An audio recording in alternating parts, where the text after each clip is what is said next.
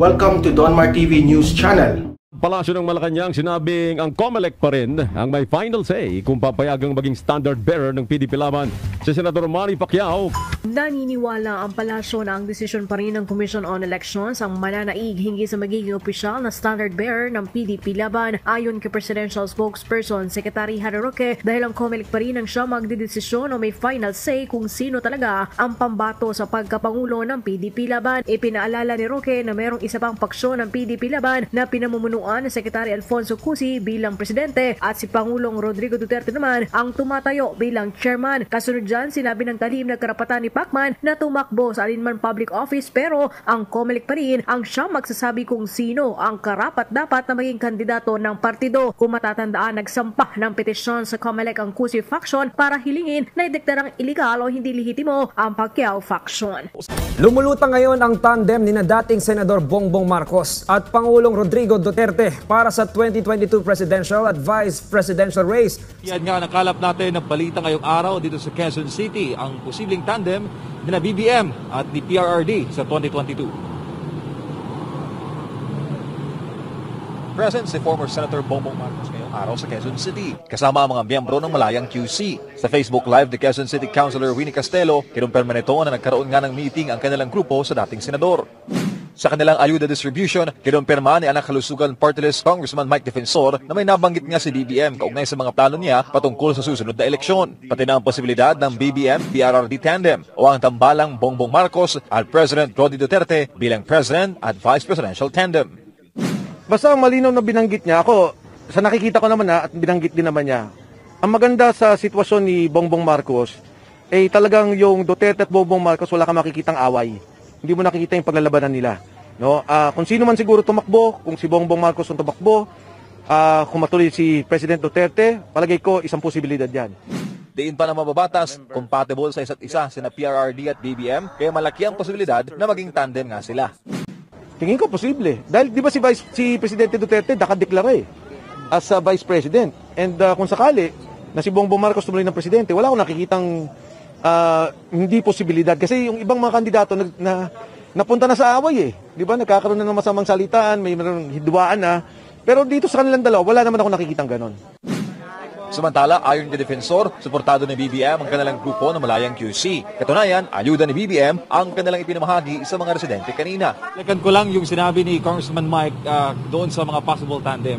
Nakikita na rin na compatible si Davao Mayor Sara Duterte at si former Senator BBM kung sila man ang magka-tandem sa 2022. Basta't, all in all, sinabi niya, walang problema ang mga Marcos kung magkakatandem man sa pamilyang Duterte dahil sa magandang unayan ng dalawang pamilya. Hindi ba naman sila nasasabi na sa nila? Yung NPC, meron silang kandidato sa Vice President, pero hindi nila dala si Ping Lacson. Masyadong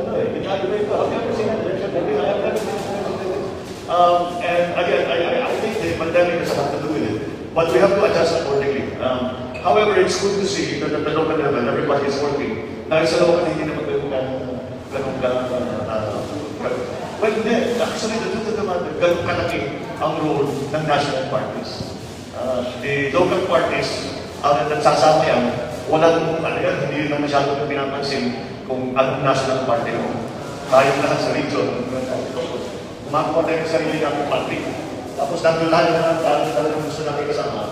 May presidente, okay lang. Hindi mo kampanya sila sa presidente nila. Pero pag umiigong pa yung group namin, tayo ibang partido. And so that is what's happened at the local level. And that, it's good to see that here in Quezon City, we recognize that immediately.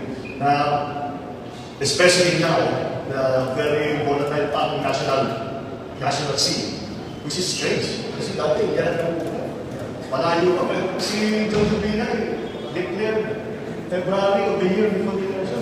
Sino pa yun sa lugar lahat? Sumunod naman si Manila. February, March ng 2009, nandun na sila. Nag-declare na sila. And this one is up to now, and the last one is March. But anyway, di na nasilme, sa akin yun,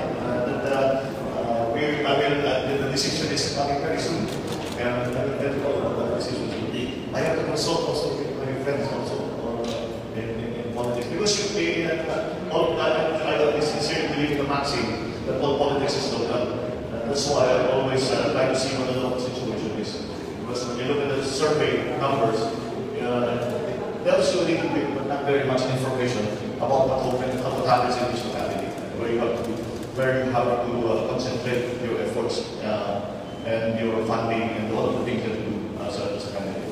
So thank you very much for this very kind invitation. Ano ang reaksyon ninyo doon sa interview ni Tony Gonzaga sa inyo na bigla na lamang ika nga, well, alam naman ho natin kung sinong grupo yun, mga isang grupo lang naman ho yung nagagalit, nagwawala, abay talagang matagal nang galit sa pamilya ho ninyo. So ano reaksyon ninyo, sir? Naawa ba kayo kay Tony or napag-isip-isip nyo ba, have I said something wrong, na galit itong mga ito, or naisip niyo na, kasi mag-i-eleksyon na, kasi sabi ko tatakbo ako sa national position. Anong naglalaro sa isipan mo habang binabati ko si Miss Tony, pati kayo, nadamay ulit ang pamilya ninyo, Sir Bongbong? Well, lahat yan. Siyempre, lahat yan naisip ko. Sabi ko, siguro dahil painit na yung kampanya, painit na yung papasok tayo sa halalan, kasama na rin yan. Pero nagulat ako, bakit naman nataaki si Tony? At wala naman, ginagawa lang niya yung trabaho niya. She's a vlogger, she's nag-ano lang naman siya, nag-interview. Lahat naman ini-interview niya, hindi wala naman siyang pinipili. Kung tignan mo yung mga ini-interview niya, iba-iba. Bakit sa akin lang may reaction na ganyan? At kung nagagalit kayo sa akin, okay lang, magalit kayo sa akin. Pero wala namang kasalanan si Tony. Pero ang siguro the silver lining dito sa nangyari sa kanya, mukhang hindi, kakunti lang naman, wala naman nag-agree sa kanila. Right. Dahil nung kinakancel siya, ang likes ng kanyang FB Live ay 10,000 pa lang. Nung inumpisahan siya ika-cancel, dumami, naging 200 plus thousand. Kaya nakita natin na talagang suportado siya si Tony sa kanyang ginagawa. Pati yung subscriber niya dumami ng 100,000 dahil diyan sa gulo na dinala kay Tony Gonzaga. So in the end, siguro talagang very partisan sila. Talagang kahit na anong sabihin, may grupo naman ganyan, hindi ba, kahit anong sabihin ng Marcos, kahit anong sabihin, kahit sinabi the sky is blue o kaya umulan kahapon, babatikusin nila yan kasi basta Marcos ang nagsabi. Yung iba dyan, yan ang trabaho nila. Kaya we have to kasama yan. Pero bakit niya naman inaano si Tony Gonzaga? She's a vlogger, she's not a journalist. Although I have to say she does a better job than some of the journalists. Dahil talagang kung titignan mo yung mga interview niya, kasama na ako doon, na naranasan ko, ang galing niya talagang makakuha ng informasyon, ng background, ng kwento tungkol sa tao na hindi nakukuha ng iba. Pati ako naiyak ako nung sa interview. Hindi naman ako iyakin pero magaling talaga siya kasi ang sarap kausap And kaya successful siya. Kaya sana naman kung ang problema ko talaga dun sa mga kinakancel. Ano ibig sabihin? Yung cancel culture. Nag-umpisa yan sa Amerika Basta kunwari hindi nangyari, huwag na natin pag-usapan kasi hindi namin gusto. So yung cancel culture na yan, bakit anong ano yan? Parang pikit mata na lang na basta hindi nangyari, huwag na natin wala na tayo basta hindi na natin papansinin. Kunwari, meron yan yung hindi ba yung mga dati yung mga emperor, yung gusto nilang kalimutan lahat ng nakalipas, tinatanggal yung picture, winawala yung mga pinapalitan yung kanilang mga tinayo, lahat ng ganun. Yung ba ang kanilang gustong gawin? Hindi talaga, wala namang ibig sabihin yung mga ganung klase. Kung meron silang objection, sabihin nila yung objection. Pero ang objection naman nila, pinersonal nila Kung politiko, walang problema. Sige, pag-usapan natin. Kahit magsisisigawan tayo. Pero talagang yung objective na argument, kung gano'n na kanyang paniniwala, nag-iba yung ating paniniwala, we can also agree to disagree. But pinipersonal nila Wala naman sa usapang politika, sa usapang issue na pag-uusapan na ikaw hindi ka responsable, hindi mo naintindihan. Sino sila magsasabi niyan? Are they responsible? Are they looking for the truth as much as Tony Gonzaga was? I don't know. At saka, you cannot dictate to her kung anong content ng channel niya.